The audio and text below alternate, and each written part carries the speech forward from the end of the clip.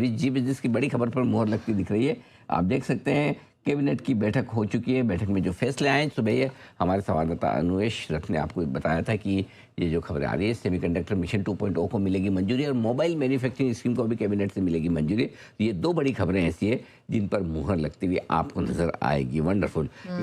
जो 1.27 करोड़ लाख करोड़ के semiconductor mission को बड़ा अमाउंट है जो ये दिया गया है। इसके लिए सीजी पावर जैसे स्टॉक्स के लिए काफ़ी फायदे की बात होती है, तो वो स्टॉक आज अच्छे एक्शन में दिख भी रहा है। एक बार सुमित जी से ज़रा सीजी पावर के चार्ज पर राय ली जाए, सुमित जी तैयार करें। और दूसरा डिक्सन अंबर जैसे शेयरों पर सन्नी अग्रवाल साहब से राय ली जाए कि ये जो मोबाइल मैन्युफैक्चरिंग स्कीम्स को जो मंजूरी मिली है उसका कितना फ़ायदा होगा। सुमित जी आप तैयार हैं? नहीं तो हमारे पास पहले ऑप्शन है सन्नी अग्रवाल साहब से सवाल पूछने का। नहीं अनिल जी, सनी जी को थोड़ा टाइम दीजिए, मैं तैयार हूँ। ओहो बताइए। अनिल जी देखिए, मुझे चार्ट्स पे बढ़िया दिख रहा है। मुझे लग रहा है कि स्टॉक के अंदर मोमेंटम ऊपर का ही देखने को मिलना चाहिए। 930 के ऊपर ये ट्रेड कर रहा है। 930 के ऊपर क्लोजिंग मिलने पे स्टॉक में मोमेंटम और बढ़ेगा। 960 रुपए से लेकर 980 रुपए तक के लेवल और पोजिशनल तौर पे 4 डिजिट यानी 1000 प्लस के लेवल स्टॉक में ऊपर में देखने को मिल सकते हैं। तो एग्जिस्टिंग पोजिशंस को होल्ड रख के चलने का सलाह रहेगा। अगर डिप आता है 10-15 रुपए का तो लोअर लेवल्स पर खरीदारी करें। 905, 910 नीचे में सपोर्ट है, ऊपर में 960, 980 और 1000 प्लस के लेवल आने वाले समय में देखने को मिल सकता है। ओके सनी सर, जरा बताएं अंबर डिक्सन वगैरह वगैरह के लिए क्या है आपका view? Yes Anil ji, I think again जो मोबाइल मैन्युफैक्चरिंग है इसमें ऑलरेडी हमने देखा है कि काफी डिक्सन जो है वीवो के साथ जो इनका टाइप है रिसेंटली इसे मंजूरी भी मिली थी, तो उसका एक बेनिफिट FY27 में पार्शियली और FY28 में फुल तरह से प्ले आउट होते हुए दिखेगा।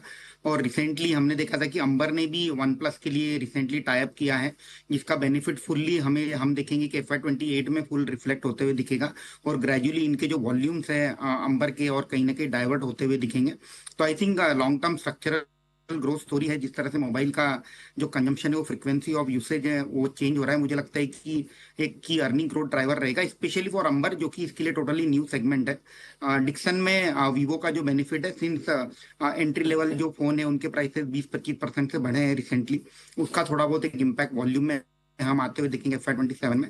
But again FY28 should be good year.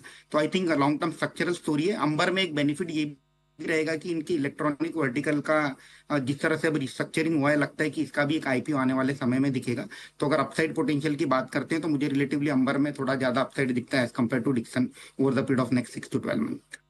Alright, चलिए तो फिलहाल ये डेवलपमेंट आती है और जी बिजनेस की खबर पर मुहर लगती हुई दिखाई दी। और मेहुल जी भी डिक्सन टेक पर कुछ एडिशन करना चाहते हैं, बताएं मेहुल जी।